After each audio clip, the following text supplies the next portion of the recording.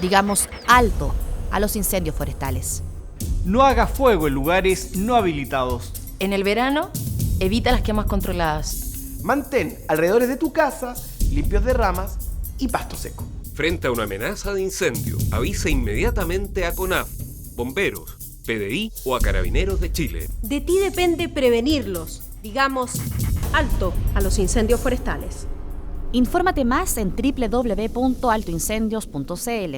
Todos por Chile. CONAF, Ministerio de Agricultura, Gobierno de Chile.